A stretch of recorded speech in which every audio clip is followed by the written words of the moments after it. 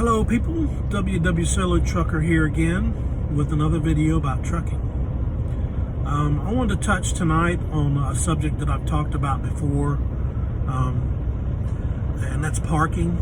Parking is a really big problem in this industry if you're a driver. I guess it could be a headache for the industry in general too, because a lot of times it'll cause problems with logs and also maybe being late or having trouble parking, accidents and stuff like that. I talked about it.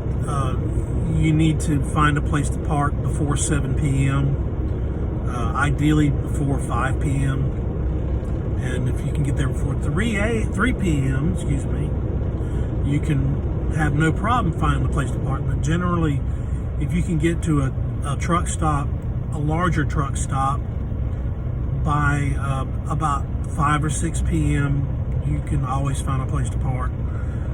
But sometimes you can get lucky or creative. I don't know if I mentioned the creative part in the first video where I talked about parking problems.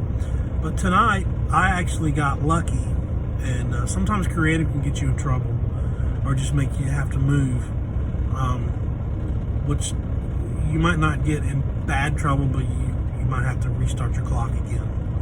But anyway, tonight I got a load.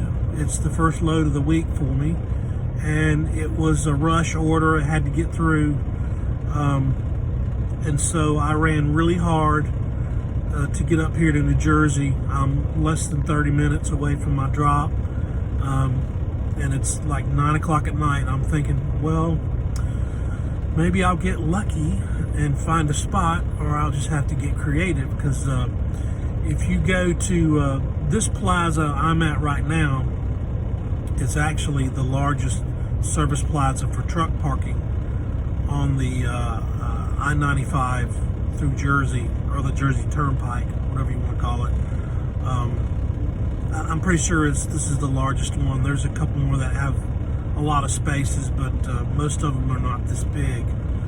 But what I did was, when I got off of the interstate, I could see the actual truck parking area from the off ramp, and I'm looking at it, I'm like, looks pretty tight in there, pretty filled up. But what I'll do is I'll drive around to the front, close to the buildings where everybody likes to park, close to the bathroom, close to the food, all that, and just check and see, maybe somebody has left, right before I got here, who has been sitting here all day, got here when there was plenty of room, or they just need to do a 30-minute break or something like that, or they had extra time. You never know in this industry. It can happen. Any one of those three things can happen. But so I cruised around to the very front row, and sure enough, I found a spot. And the rest of the lot is jam-packed. I mean, people are parked all over the place. There's a lot of creative parking going. And creative parking is just where you park in a spot that is not, it doesn't have lines, for the designated spot, but most of the time, if you leave enough room for people to get by, most of the time, they won't bother you, as long as you're not a hazard, in other words. They'll let it slide, well, the truck stop is full anyway, so that's one thing I wanted to convey today.